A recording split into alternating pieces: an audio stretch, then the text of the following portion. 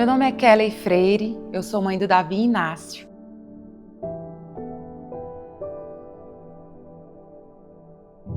Então, o desejo de ser mãe ficou mais latente a partir do momento que eu recebi o diagnóstico de que eu tenho uma malformação no útero.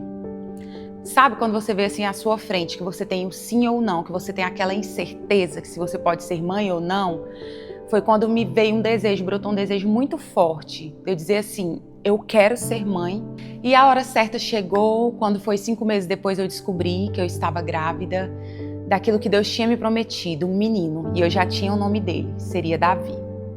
Nós sabemos que ser mãe é um desafio muito grande, né? Tem um desafio ali que você já começa desde a gestação. A mulher passa por muitos enjoos, tem a questão do parto, do pós-parto, do puerpério, são muitas coisas envolvidas, a amamentação. Então, assim, eu vejo a maternidade como uma responsabilidade, não tem como a gente romantizar de uma maneira total. É algo lindo, maravilhoso, é um privilégio de Deus ser mãe. E os nossos filhos são a melhor coisa que tem nas nossas vidas. Mas é uma responsabilidade. E o diagnóstico em si não foi fácil. Assim que eu recebi o diagnóstico, foi como se tirasse o chão, sabe? Eu fiquei muito preocupada. Sabe quando você recebe assim uma responsabilidade, uma notícia que te pega de surpresas? É como se caísse algo assim no seu colo e você realmente não soubesse o que fazer.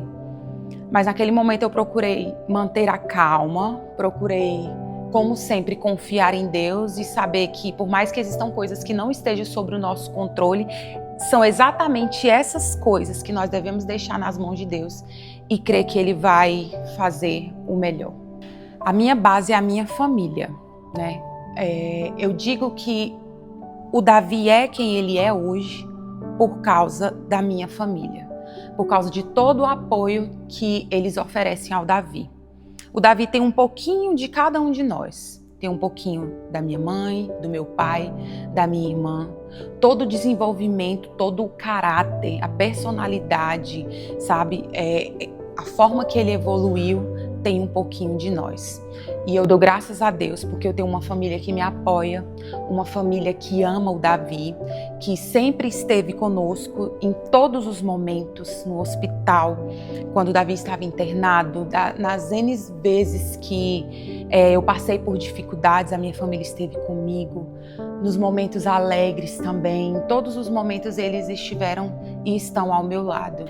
Assim que eu descobri que eu tinha uma malformação no útero, meu pai, ele falou, minha filha, você precisa confiar, como sempre, no Senhor, porque a última palavra é dele. E essas mesmas palavras ele usou assim que eu recebi o diagnóstico. Ele falou, não se preocupa, o Davi, ele é um escolhido do Senhor. E eu creio que Deus tem o controle da vida do Davi. Então, o segredo é orar. Ora pela mente do Davi, ora pelos neurônios do Davi. Então essa base, essas instruções, esses conselhos que eu recebi fizeram toda a diferença. A partir daquele momento, por mais que o diagnóstico veio de uma maneira assim, que me pegou de surpresa, que me deixou assustada e angustiada, mas essas palavras também fizeram toda a diferença. Porque no final das contas, nós sabemos que a última palavra, sim, ela vem de Deus. Os nossos filhos, eles são a nossa extensão, né? Aquilo que ele vê dentro de casa, ele acaba refletindo. E, como eu falei, na minha casa, o que predomina são os louvores, são as pregações, tanto na minha quanto na casa dos meus pais. E esse amor foi gerado no coração do Davi. Por isso que eu digo que é de extrema importância nós orarmos pelos nossos filhos. E a nossa vida ser uma pregação diária, né? Não é falar para eles, faça o que eu falo, mas não o que eu faço. Não. E justamente por isso, pelo Davi presenciar e conviver com pessoas que amam a Deus, mesmo mediante as imperfeições, como toda família tem, mas isso foi gerando um amor dentro do coração dele. E hoje o Davi louva, né? O Davi ama louvar e ministrar. Tem dias que a gente está cansado e a gente não quer ir para o culto. E o que o Davi faz? Mamãe Kelly, hoje é terça-feira, hoje é escola bíblica. Vamos? Então ele me chama para ir à igreja. E consequentemente nasceu esse amor por ele estar ministrando no altar. Então já ficou sagrado. Davi, todos os domingos, ele tem a oportunidade dele para ele estar fazendo aquilo que ele ama, que é louvar. E no momento que ele está ali, que ele pega o microfone, eu vejo outro Davi. Não é o Davi de dentro de casa, não é o Davi que me abraça, que me beija, que brinca ou que muitas vezes está ali assistindo, não. Realmente ele é tomado pela presença do Espírito Santo, onde ele se entrega numa verdadeira adoração. E eu vejo que ele se entrega de uma maneira verdadeira, genuína. A gente sente a presença do Espírito Santo. Tanto que antes de eu postar os vídeos do Davi, eu estou ali editando e eu mesmo choro. Então, antes das pessoas chorarem, antes delas comentarem ali, meu Deus, que vídeo maravilhoso, eu chorei. A primeira a ser impactada fui eu. Porque é impossível não sentir a presença de Deus através do louvor do Davi. Ele fecha os olhos e entrega a verdadeira adoração. E você vê, mesmo na singularidade dele, que não tem como você não perceber, né, algumas atitudes, mas ele é totalmente dominado pelo Espírito Santo. Mesmo da forma dele de adorar, você consegue ver o quanto ele carrega a presença. Tá, eu sou muito agraciada, eu sei que existem muitas mães, né, que enfrentam essa dificuldade. E o óbvio, né, que a maioria dos autistas tem, não é via de regra, mas eles têm muito essa sensibilidade auditiva. E eu dou graças a Deus que o Davi, ele ama pregações, quanto mais pentecostais e eloquentes, aí que ele gosta. Louvores, quanto mais alto tiver o louvor, e ele ainda, inclusive, pede para eu aumentar, mamãe, mais alto.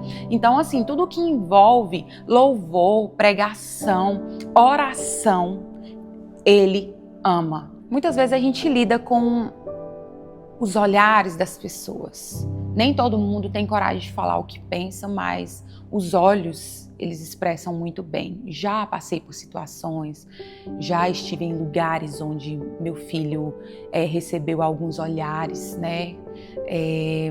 Também já estive em um ambiente onde uma pessoa tratou ele de maneira grosseira. Mas a gente tem que ter muita saúde mental para lidar com esse tipo de situação. Que é fácil, não é. Mas a gente está vivendo em um mundo onde nem todos são sábios. Nem todo mundo tem essa sabedoria para lidar. É por isso que a gente precisa impregnar na mente das pessoas que um autista, ele pensa diferente, ele age diferente, né? Ele se comporta de uma maneira diferente. E nós estamos em um mundo onde pessoas são diferentes. Vivemos em um mundo de pessoas distintas e que cabe a nós respeitarmos essas diversidades. Assim que eu recebi o diagnóstico, eu via a situação atual de uma criança que não falava, ele não falou até os 5 anos de idade. Então a minha realidade era o seguinte, era de uma criança que não falava, era de uma criança que quando as pessoas chegavam, ele agia de uma maneira indiferente, chorava, eram choros em excesso. Enquanto estava em casa estava tudo ok, mas quando a gente saía ele chorava muito. Então eu estava ali, o que a minha realidade me mostrava era uma coisa. Só que Deus me fez entender que eu vejo hoje. A minha visão do hoje ela é muito limitada. Deus ele vê o amanhã. Até uma determinada situação, para mim tudo parecia impossível e incerto. Mas o que aconteceu? Com 5 anos e 3 meses, no Dia das Mães, eu pedi para o Davi falar a palavra mamãe e ele falou. Pedi para ele falar vovó e ele falou. Até então ele não demonstrava nenhum interesse. Nesse dia em específico, no Dia das Mães, ele passou a repetir tudo o que eu pedia. E quando o Davi estava com 5 anos e 11 meses, ele já estava louvando na igreja. Então, o que Deus me mostrou e reafirmou? Que Deus, quando Ele quer fazer algo, Ele faz de uma maneira extraordinária. E Ele faz de uma maneira muito rápida. De uma criança não verbal, um autista não verbal, para uma criança que estava falando e louvando. Deus me ensinou que Ele faz as coisas no tempo dele, do jeito dele, de uma maneira extraordinária. Ser mãe me ensina como que é incrível o amor de Deus. Por quê? Porque eu olho para o Davi e eu falo, como eu amo essa criança, como o Davi é importante na minha vida, eu faço de tudo por ele. E eu, sendo mãe, sendo ser humano, frágil, falho, eu já quero dar o melhor para o meu filho. Eu amo assim, dessa maneira tão grandiosa, que dirá Deus. Meu nome significa guerreira, né? Então, como o próprio nome diz, são muitas guerras, muitas batalhas, e já venci muitas batalhas nessa vida. A Kelly, como mãe, é uma mulher que precisou ser forte, mesmo quando a vida foi dura. A Kelly, como cristã, procura sempre, mesmo sendo humana, sendo falha, procura viver uma vida não que agrada aos homens, mas que agrada a Deus. E você ser mãe solo, não é fácil, mas eu tenho procurado a cada dia ser exemplo para o meu filho, tenho procurado a cada dia dar o melhor para o meu filho. Eu ter recebido esse desafio de ser mãe de uma criança especial é porque realmente me fez enxergar que eu sou uma mãe especial. Eu já ouvi essa frase. Deus entrega filhos especiais para mães especiais.